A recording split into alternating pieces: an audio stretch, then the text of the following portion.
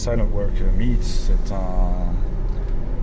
une grosse compétition organisée tous les ans par la marque Silent Worker, qui est créée et tenue par The Panache et Corentin Clément, entre autres.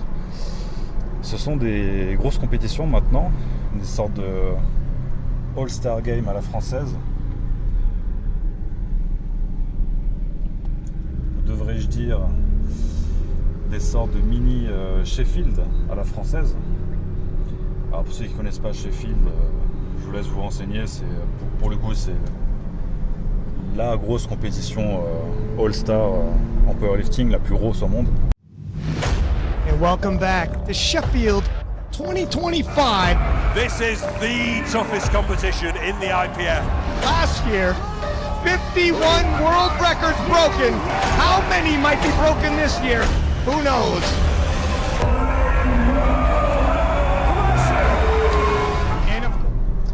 Et donc en France, on a cette Silent Worker qui est la même chose, mais au niveau national, même s'il y a souvent des invités d'autres pays voisins, européens principalement, qui sont invités.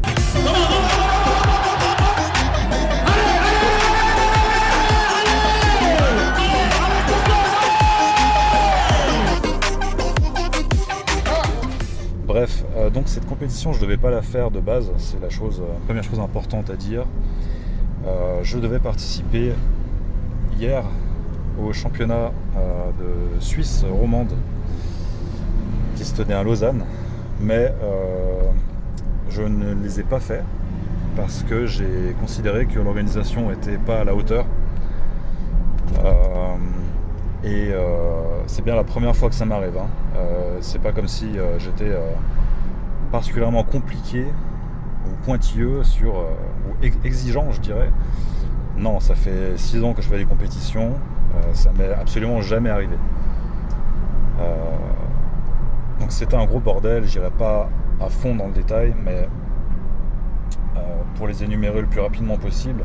Alors le premier, déjà, erreur de communication sur l'heure de pesée. On nous avait communiqué midi. Alors la pesée était à midi, le début de la compétition était à 14h. Donc voilà, normal, de particulier. C'était, sur le papier, ça avait l'air bien. Donc on a été pesé, là ça n'a commencé qu'à peu près midi 20, je crois, parce que l'orga considérait que c'était midi 30. On leur a montré que c'était bien midi qui avait été communiqué sur les fiches d'information.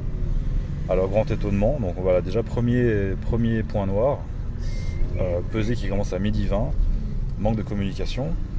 Ok, qu'à cela ne tienne, c'est pas bien grave. Donc la pesée est faite, je suis pesé à 104,9, donc parfait. Pour le coup, j'ai bien réussi ma cut, j'ai viré presque 2 kilos. Simplement en jouant sur le sel et le food mass sur 24 heures uniquement.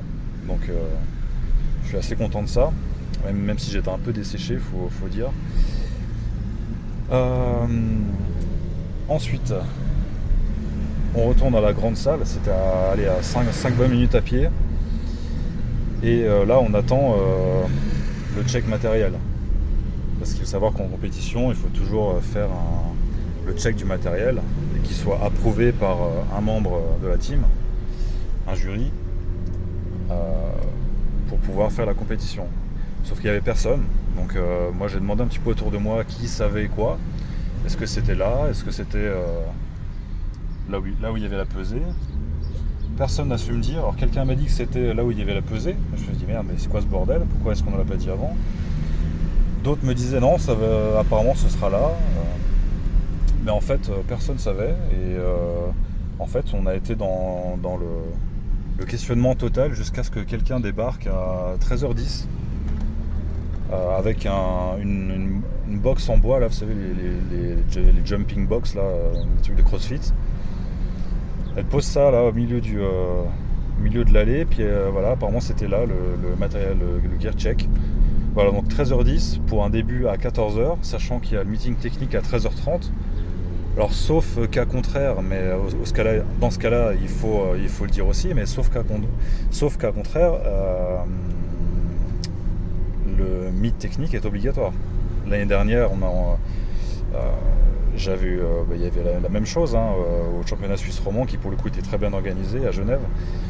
Et c'était obligatoire d'y être. Je me souviens parfaitement de l'arbitre qui nous disait il faut que tout le monde soit là, c'est obligatoire. Donc 13h10, meeting technique à 13h30. À quel moment je m'échauffe en fait? On commence à 14h, je suis dans le premier groupe. Je fais des calculs dans ma tête. Et en fait, je me rends compte que c'est impossible. C'est impossible. 13h10, elle est là pour le contrôle du matos, mais je suis pas tout seul. Donc, allez, dans le meilleur des cas, je me suis dit, ok, contrôle du matos, on va dire que ça prend 5 minutes, dans le meilleur des scénarios. 13h15, après, il faut que j'aille à un rack. Bah, déjà que je me change, que je set up un rack, que je m'échauffe. Ça fait facile 10-15 minutes. Ça fait 13h30 quasi. 13h30, meeting technique qui dure 10 minutes.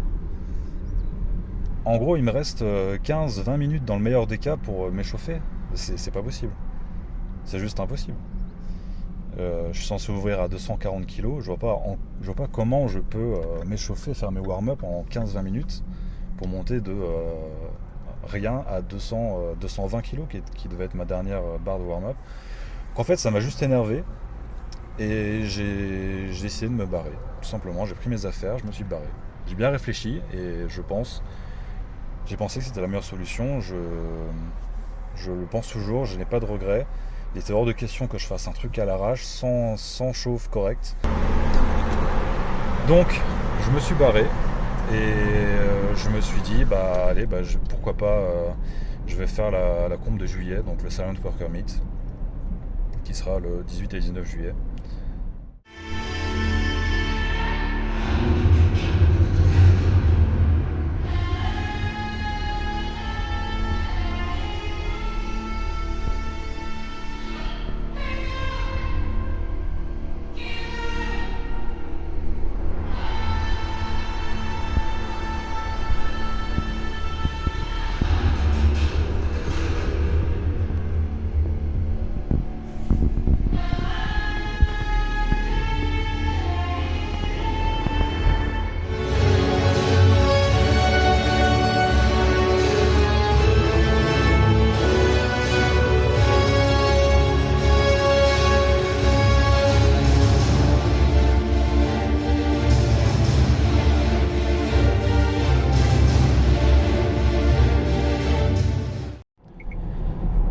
Voilà, première séance post-compète fantôme faite, et c'était pas glorieux. Je me suis vraiment pas senti fort du tout sur quoi que ce soit. Je sais pas si j'ai fait une espèce de décompensation de hier, je sais pas, mais en tout cas c'était vraiment tout pourri. Pas de force, juste pas de force. Pourtant j'ai super bien dormi. Les dernières nuits là j'ai même fait 9 heures une nuit de 9 heures. C'est le truc qui ne m'est pas arrivé depuis je sais pas combien d'années. Mais quelque part, si j'ai dormi autant, c'est peut-être justement qu'il y avait une fatigue en plus. Alors je sais pas si c'est ma cut que j'ai faite pour hier. Honnêtement je sais pas. Mais bon c'est pas grave. Ça sert à rien de se poser 10 000 questions, ça arrive. Malgré tout j'ai fait 2,40 au squat. C'était lent, c'était dur, c'était lourd, mais c'était contrôlé. Donc sur un jour vraiment pourri, je peux quand même m'en satisfaire quelque part. Je sais que la suite ça pourrait être que mieux. Donc voilà, c'est pas bien grave. Par contre, j'arrive pas à bench, toujours pas. Barre à vide, la douleur est tolérable, mais même si je mets 70 kg, ça va pas. Donc c'est vraiment le squat qui me stretch l'épaule gauche et qui me fait mal. Donc je me laisse encore quelques jours, quelques séances pour voir comment ça évolue et ce que je peux faire. Et puis sinon on va voir, je vais voir ce que je peux faire. Peut-être faire une séance high bar sur les 2 squats de la semaine. Bref, sinon je me posais aussi la question par rapport à ma vidéo précédente. Je parle de l'organisation de la compète de samedi que j'ai pas faite parce que c'était nul. je constate un truc, c'est que la participation, les frais de participation en compétition ont explosé, notamment, enfin surtout en France en fait. Et le truc, c'est que je vois pas vraiment de retour sur investissement en termes de qualité de compétition. C'est toujours la même chose qu'avant. Donc je blâme pas du tout les clubs organisateurs, parce que je me doute bien qu'ils peuvent pas faire ce qu'ils veulent avec les cotisations, avec les frais de participation. Mais en fait, ils ont fait plus 500%, voire plus 1000%. Parce que moi je me souviens, en 2021-2022, c'était il n'y a pas si longtemps, hein, il y a 4 ans, c'était genre 5 balles, 5 euros pour participer à une compétition, et après c'était 10. Maintenant c'est genre 50.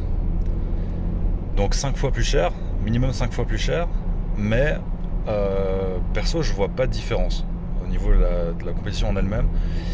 Et je me pose la question, pourquoi est-ce que on commence pas à rémunérer en fait au moins les arbitres? C'est une vraie question. Je pense qu'on pourrait largement faire un forfait pour les arbitres, pour l'arbitrage.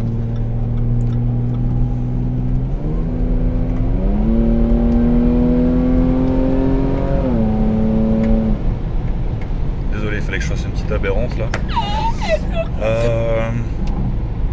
Un petit forfait pour l'arbitrage. Non seulement ça assurerait un niveau de qualité, mais en plus de ça, ça motiverait aussi les gens à être arbitres, à être organisateurs. Et puis, si les moyens le permettent, rémunérer également les organisateurs.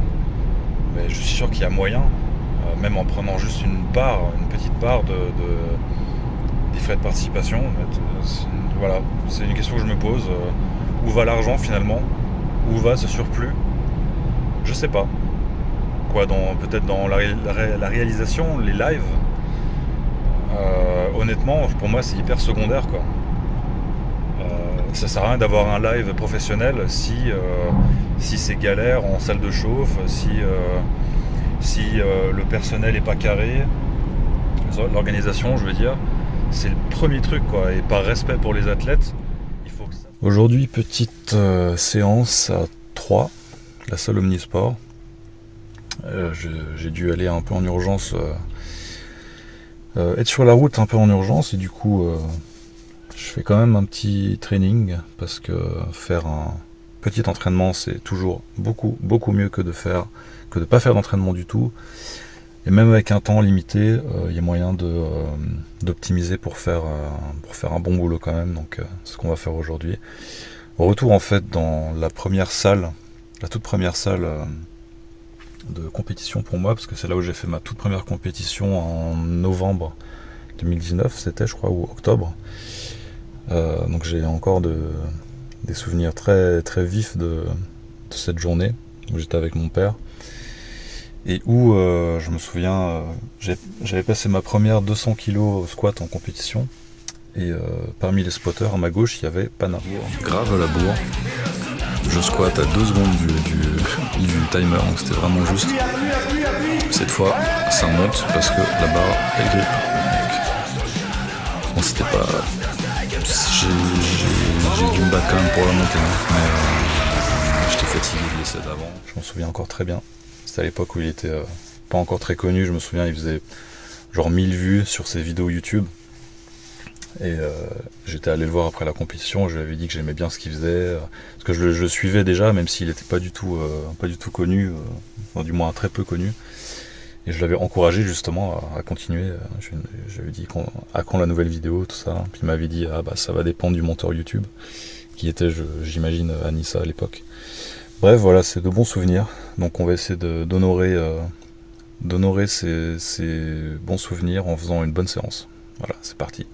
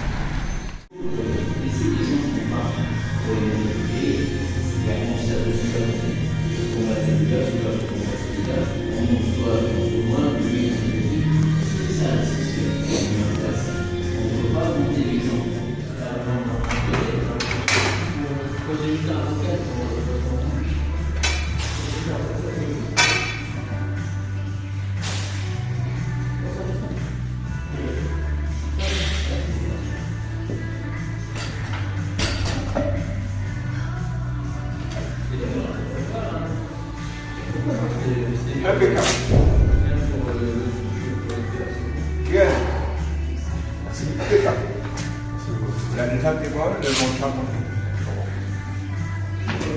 parce que je suis content d'être là. J'ai fait ma toute première compétition en 2019, ici. Quand je suis là ici, je suis là. Non, là, je suis juste de passage parce que je vais dans le nord. Ma grand-mère qui habite dans le nord, du coup c'est sur la route. Je me suis dit, je vais exactement. Et ça fait plaisir parce que ma première compétition c'était ici, donc ça fait plaisir de venir. Peut-être qu'on l'a passé, la compétition ici. En quelle année? C'était en 2019.